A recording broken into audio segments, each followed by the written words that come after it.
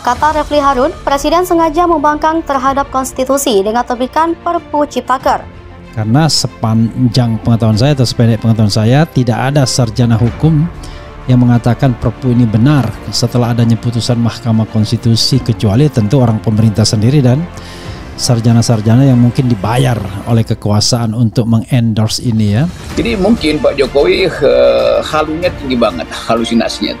Dianggap Indonesia itu adalah satu-satunya tempat di mana investor dunia akan datang berbondong-bondong, kendati di dunia lagi panik dengan keadaan ekonomi, tapi Indonesia tetap punya keunikan. Nah, keunikan itu yang kemudian dipaksakan melalui Perpu tadi itu, dan berkali-kali kita tahu bahwa Perpu itu tidak boleh digunakan asal-asalan, mesti ada hal-hal yang khusus itu.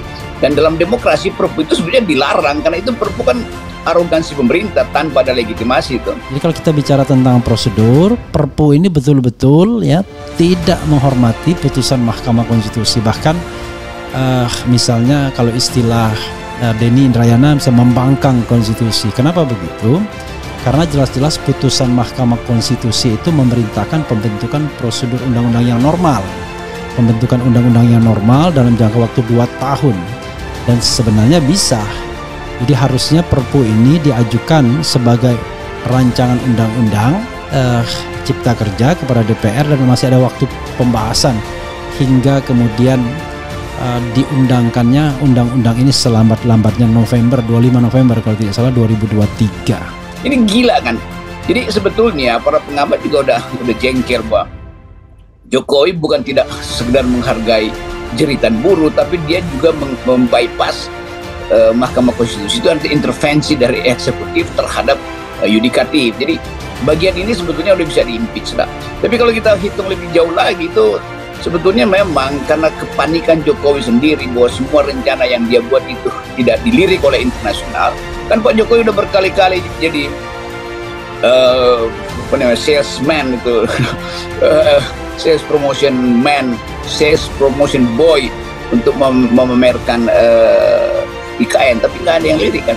Dalam kondisi tidak ada putusan MK saja, ini perlu diperdebatkan karena materinya begitu banyak dan tidak layak rasanya untuk sebuah Perpu. Jadi Perpu itu haruslah mengatur materi tertentu yang kira-kira memang sangat-sangat mendesak, bukan materi-materi yang ada yang sebagian hari ini dilaksanakan, ada yang besok, ada yang kebutuhannya besoknya, dan lain sebagainya dan lain sebagainya. Karena maksud pembentukan peraturan perundang-undangan itu memang harus ada partisipasi yang cukup di masyarakat. Kita mesti ucapkan secara jujur ini supaya kita nggak memanipulasi. Kan ada semacam mental orang untuk menganggap ya dia berhasil tapi diganggu oleh oligarki. Bukan, ini satu paket. Jokowi dan oligarki itu satu paket. Bukan Jokowi dikendalikan oligarki atau oligarki dikendalikan Jokowi. Itu satu kepentingan. Itu kepentingan akumulasi yang tidak menghargai demokrasi kan. Jadi bukan kita mau benci pada Presiden Jokowi, tapi beliau tidak paham demokrasi dan dia mengabaikan proses-proses demokrasi kan. Demikian juga menteri-menteri yang berkumpul di sekitar beliau tuh.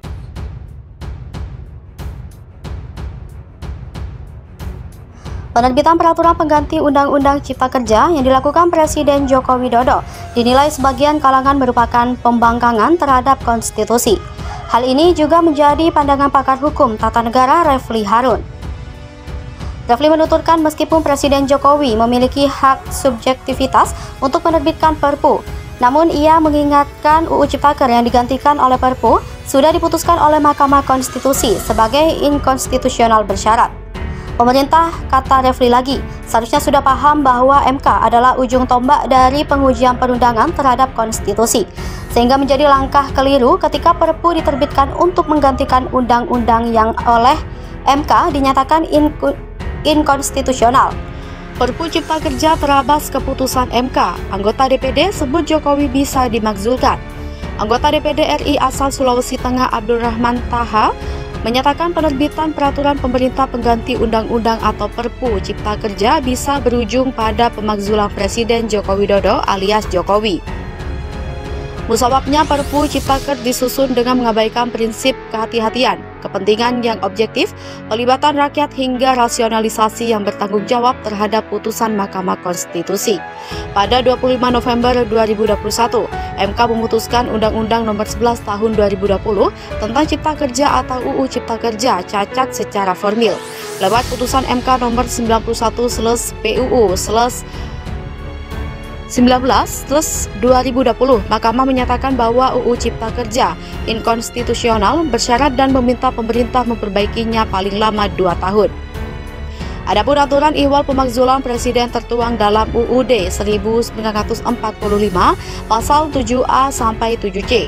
Aturan ini menyebutkan presiden dan wakil presiden dapat diberhentikan oleh MPR atas usul DPR apabila terbukti melakukan pelanggaran hukum berupa pengkhianatan terhadap negara, korupsi, penyuapan, tindak pidana berat lainnya, atau perbuatan tercela maupun apabila terbukti tidak lagi memenuhi syarat sebagai presiden atau wakil presiden.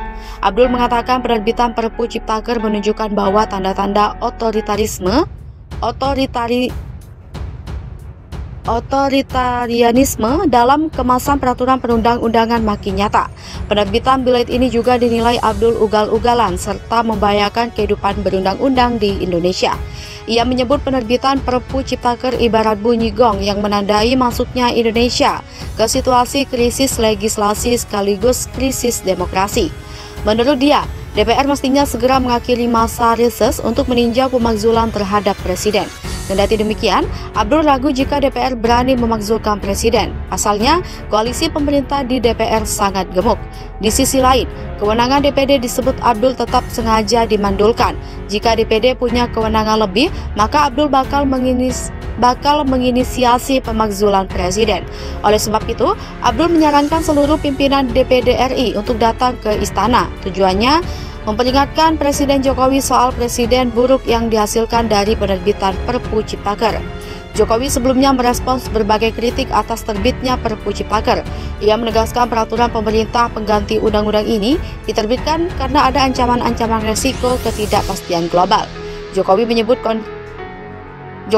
kondisi saat ini memang terlihat normal. Akan tetapi, Jokowi mengklaim bahwa Indonesia diintip oleh ancaman-ancaman ketidakpastian global.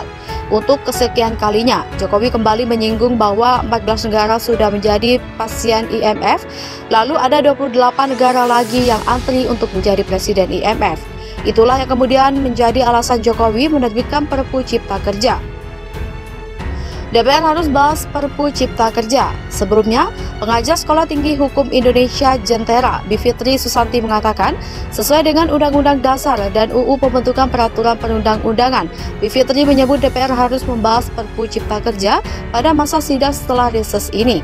Bivitri menyebut alasan penerbitan Perpu ini menggambarkan pola pikir yang benar-benar pro pengusaha dengan menabrak hal-hal prinsipil. Ia menyoroti dua kesalahan dari segi hukum. Pertama, putusan MK 91 tahun 2020 memutus bahwa UU Cipta Kerja inkonstitusional bersyarat sampai 25 November 2023 atau 2 tahun setelah putusan dibaca. Sehingga Bivitri menyebut penerbitan Perpu ini menguatkan dugaannya bahwa pemerintah memang mengabaikan putusan MK. Kedua, Bivitri menyebut tidak ada kegentingan memaksa seperti yang ditentukan dalam pasal 22 UU 1945 yang mengatur pasal Perpu maupun seperti yang ditetapkan dalam putusan MK 139 tahun 2009. Untuk itu, Bivitri melihat Jokowi ingin mengambil jalan pintas dengan menerbitkan Perpu.